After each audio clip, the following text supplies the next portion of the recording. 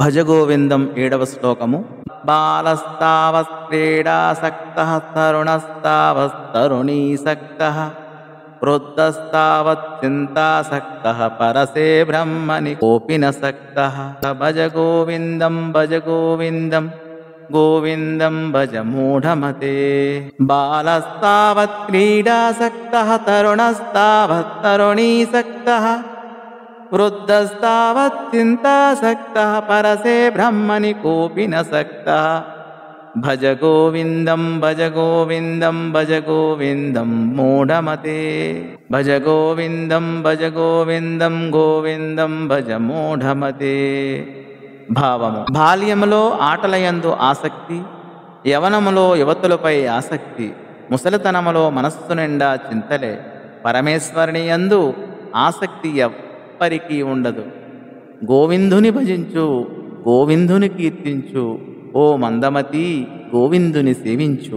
వివరణ: మానవ జీవితం అనేక దశలలో ప్రయాణం సాగిస్తూ ఉంటుంది. కానీ ప్రతి దశలోనూ సత్యాన్ని దర్శించలేక, అసత్యాన్ని త్యజించలేక అస్తవ్యస్తమవుతూనే ఉంటుంది.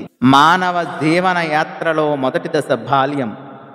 ఈ దశలో దేహం సుకుమారంగా ఉంటుంది, మనస్సు పేలవంగా ఉంటుంది. ఇది ఆటపాటలకు అనువైన దశ. బొమ్మలతో క్రీడిస్తూ బ్రతుకు బొమ్మను విస్మరించే దశ. ఇలా ఆటపాటలతో స్వల్పమైన బాల్యం గడిచిపోతుంది. రెండవ దశ యవనం. ఈ దశలో శరీరం శక్తివంతంగా ఉంటుంది, మనస్సు పుష్టిని పొంది జోరుగా ఆలోచనలను సాగిస్తూ ఉంటుంది.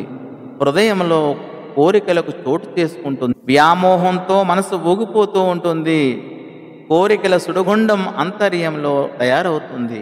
ఈ దశలో కళ్ళుంటాయి కానీ చూడలేవు, చెవులుంటాయి కానీ వినలేవు. కోరిక అనే నదిలో దిగిన వారు సంసారం అనే సాగరంలో చేరుతారు. ఇక సంసార సాగరాన్ని గూర్చి చెప్పేదేముంటుంది? అంతా కల్లోలమే, అన్నీ కష్టాల కెరటాలే. ఇక చివరి దశ వృద్ధాప్యం. జీవనయాత్రలో ఇది చివరి విరామం. జీవన సౌధానికి ఇది ఆఖరి సోపానం. మానవ జీవిత గ్రంథంలో ఇది చివరి పుట.